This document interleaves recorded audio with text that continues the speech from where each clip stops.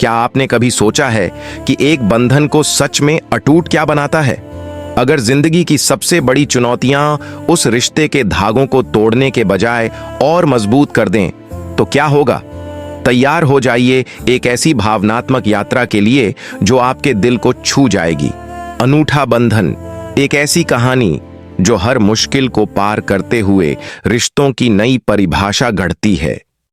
दृश्य गांव का माहौल, मंच पर हल्की रोशनी, पृष्ठभूमि में पक्षियों की चहचहाहट, बैलगाड़ी की आवाज। कथावाचक, धीरे धीरे मंच पर चलते हुए, पहाड़ों से घिरा देवगांव।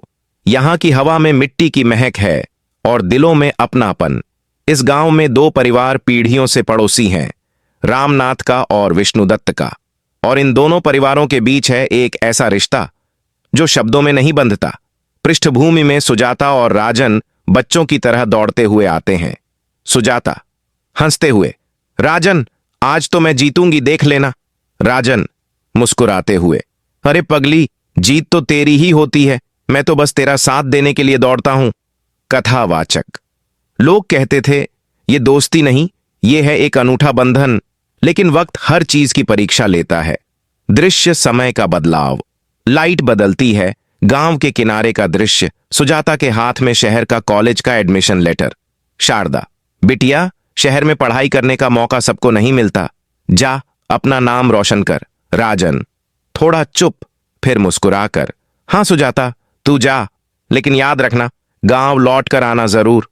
सुजाता गंभीर होकर, राजन तू है ना यहां, मेरा घर यहीं है और मेरा सबसे अच्छा दोस्त भी। दोनों के चेहरे पर हल्की मुस्कान, लेकिन आंखों में हल्की नमी। दृश्य दूरी और चिट्ठियां। स्टेज के एक तरफ सुजाता शहर में हॉस्टल में पढ़ रही है, दूसरी तरफ राजन खेत में काम कर रहा है। दोनों के हाथ में चिट्ठी और आवाज एक दूसरे के शब्द पढ़ रही है। सुजाता की आवाज, राजन यहां सब कुछ नया है, लेकिन तेरे बिना सब अधूरा लगता है। राजन की आवाज, सुजाता खेतों में तेरे कदमों की आहट नहीं सुनाई देती, लगता है जैसे गांव भी तुझे पुकार रहा है। दोनों के चेहरे पर हल्की मुस्कान और आंखों में भावनाएं। दृश्य संकट का समय, गांव में सूखा पड़ता है, राजन के पिता बीमार पड़ जाते हैं। विष्णुदत्त कमजोर आवाज में, बेटा खेत संभालना अब तेरे ही बस में है। राजन दृढ़ स्वर में, पिताजी चिंता मत करो, मैं हूं ना। कथावाचक, इस बीच शहर में सुजाता अपनी पढ़ाई और नौकरी की तैयारी में लगी थी, लेकिन एक दिन एक चिट्ठी आई जिसने सब बदल दिया। दृश्य वापसी, सुजाता बस से उतरती है, राजन के घर की ओर दौड़ती है। सुजाता, राजन कैसा है तू? राजन थकान के बावजूद मुस्कुराते हुए, तू आ गई, अब सब अच्छा हो जाएगा। दोनों चुपचाप एक दूसरे को देखते हैं बिना कुछ कहे। दृश्य गांव वालों की बातें, गांव के लोग इकट्ठा हैं। पड़ोसी सुजाता तो अब शहर में काम करेगी, राजन के साथ तो बस बचपन की दोस्ती थी। पड़ोसी, लेकिन दोनों के बीच जो है वो तो कुछ और ही है। कथावाचक, हां, यह रिश्ता दोस्ती से आगे और मोहब्बत से गहरा था। यह था एक अनूठा बंधन।